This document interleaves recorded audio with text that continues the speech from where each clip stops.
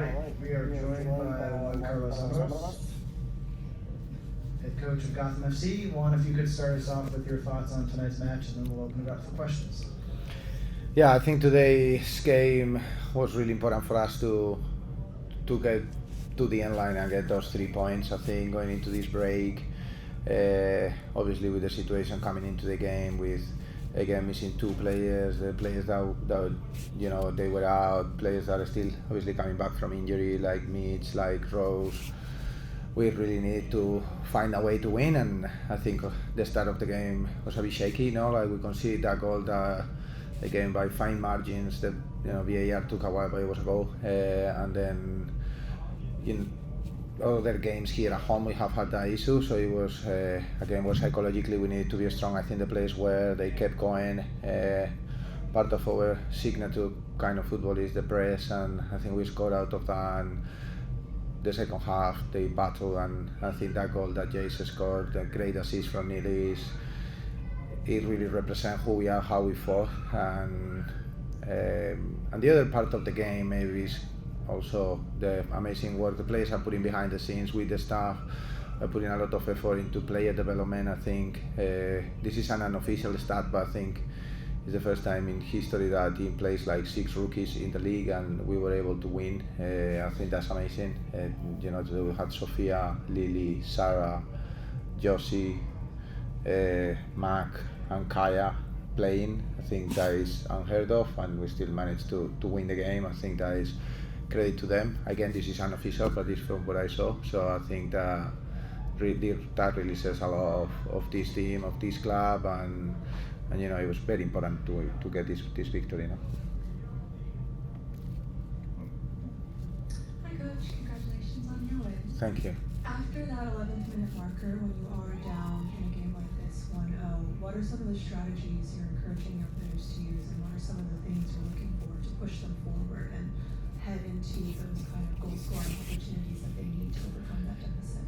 Yeah, I think unfortunately it's happened a few times this year at home where very early we concede, and I think that moment is a moment for us to be calm, to reset, to make sure that we stick to our game plan. Obviously when a game happens and in the manner that it happens, I think it was very unfortunate. It was a bit of a miscommunication at second phase. It's not something that it was continuously happening throughout the first 11 minutes. I think it's about us making sure that we trust in who we are, we trust in our game plan, we trust in the ability that our players have, and that's what the players did, and that's why they were here with 3 points. Juan magazine. Coach, you have a number of players, they were just honored or to represent their nations. How does that change the look of training? Is it just players who don't get much time, getting a lot more time? What are the changes that brings?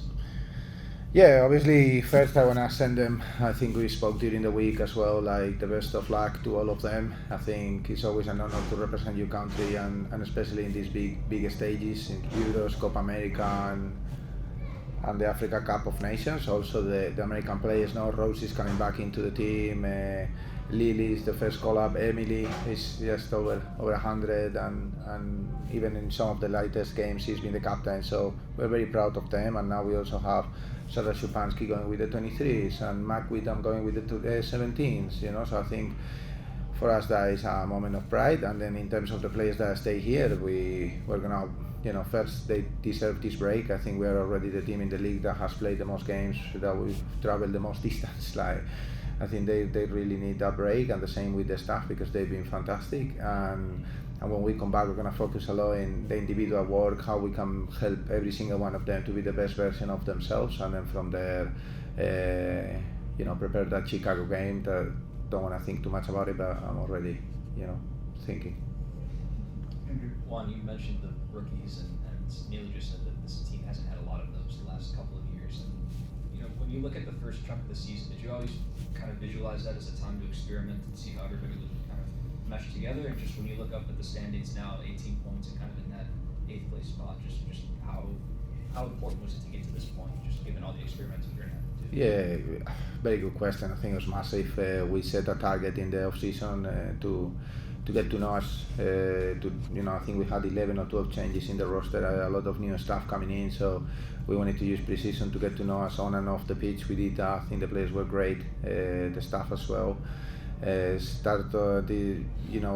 Unfortunately, we'll be missing key players now like Rose. Then we had Tierna. Then Mitch took a bit longer. It's been a process. Jace didn't really come in at the beginning of the year. Came almost halfway through. So it was always going to be a process of adaptation, but at the same time we know this league, we have to compete, we have to win, and the other target was to win the CONCACAF Champions Cup. I think the point that we are in, I would like us to have more points on the table. I think that's the same with the group of players, but then also looking at, as you said, Neely mentioned, we have a lot of young players in the roster at the moment that they're getting experiences like today are invaluable. You can't get them if you don't leave them, and the way other players are carrying that, like Anne or Neely or Emily, Mandy has been excellent. That people are at the back or players stepping up. That were part of the team, like Taryn I think she's been fantastic. I think it's really helping. And then on top of that, I think we got a very special player up top. That is making the difference. We needed that, and we're putting everything together, and step by step we keep growing. I was talking about Esther. Juan, Esther tonight became the fastest player in club history to score 10 goals, surpassing Sam Kerr. Dive a little deeper on Esther. What has maybe changed or been added to her game, do you think, this year?